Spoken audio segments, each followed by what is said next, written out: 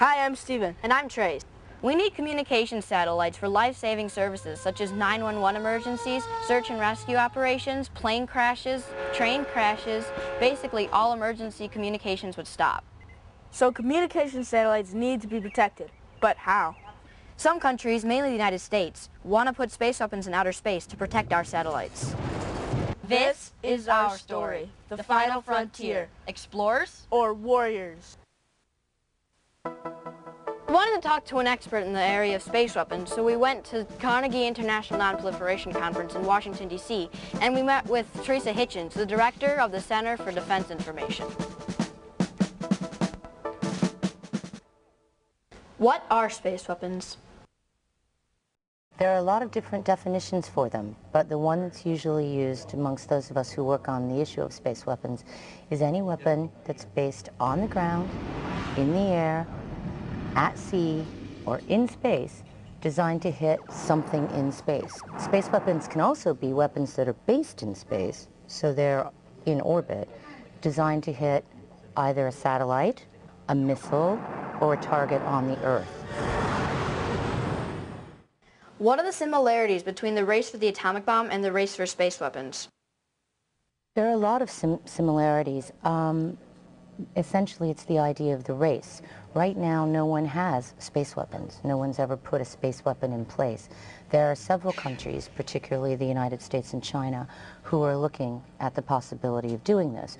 And what happens is when one country says we're going to pursue space weapons, then the next country says we're going to pursue space weapons because they are, and then the third country says, and it goes and goes. So it creates its own circle, a vicious circle of activity. No major country could afford, if any country puts space weapons up, to not try to do the same thing. We felt we needed to talk to someone that was for space weapons. So we talked to Everett Dolman, professor of military studies at the U.S. Air Force School. Those who would place weapons in space want to continue to use space. They would design their weapons to make less, not more, space debris. The space weapons program would be very expensive, tens if not hundreds of billions of dollars. The trade-off is that this new military organization would have the ability to project a small amount of very precise, very deadly violence anywhere on the Earth in a very, very short time. And I think overall this is a good thing. What I'd like to leave people watching this video with is the understanding that an arms race in space, the development of space weapons, will make us all worse off in space. And it will dampen the dreams of generations of kids who would like to someday be a part of the future exploration of space.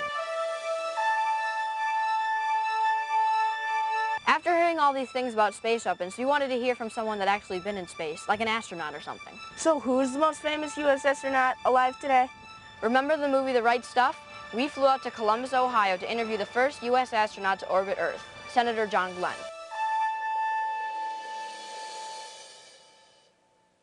Steve and I have been reading a lot about space weapons and whether this should be made or not. So as an astronaut and politician, what's your opinion on space warfare?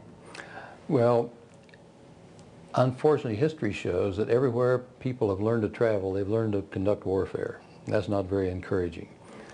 But most of the time I was in the U.S. Senate, there were a lot of things I was involved with where that's exactly what we hope to do, is to keep weapons out of space.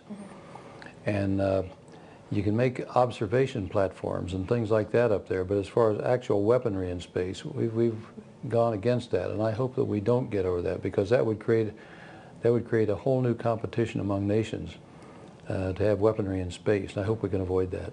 Do you think it's realistic to keep space peaceful? I think it is realistic, and it's going to require the best efforts of everyone. You know, we have nations that adjust themselves in power from time to time. We have us. We were up against the Soviet Union in what we called the Cold War, and that went on for many, many years. We're pretty much past that now. We are past that now. We have the rising power of China that gives some people concern.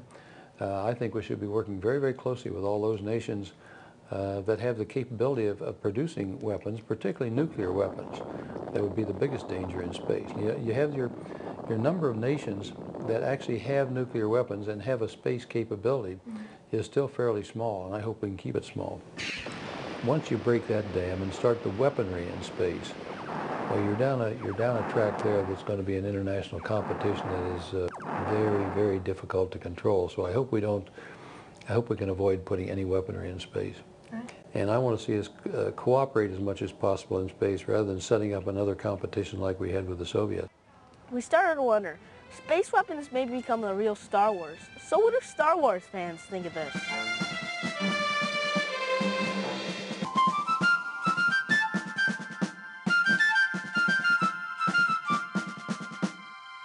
What do you think about space weapons? They're very impressive and will have practical use in the future. I think they're key to the development of our future.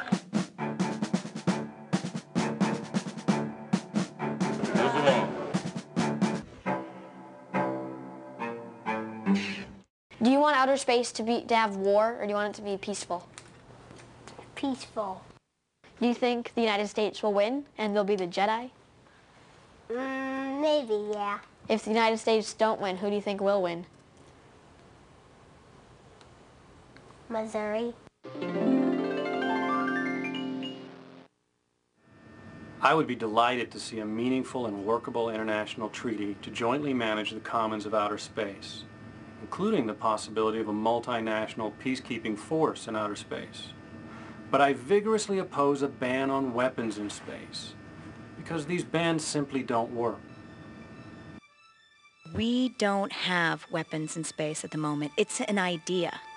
Some people think that the idea can work. Some people think the idea cannot work. That is not the issue. The issue is that space was meant as a place of peace, as a place of unity between nations, and not as a place of war. And I think the most important point about stopping the weaponization of space is that it has not yet happened, and we must keep space for peace. Putting real Star Wars weapons in space affects everybody in the world. As humans, we're curious about new frontiers. Space is our new frontier. Whether we explore it peacefully is up to us. Should space remain peaceful, or should it be the next frontier of warfare? You decide.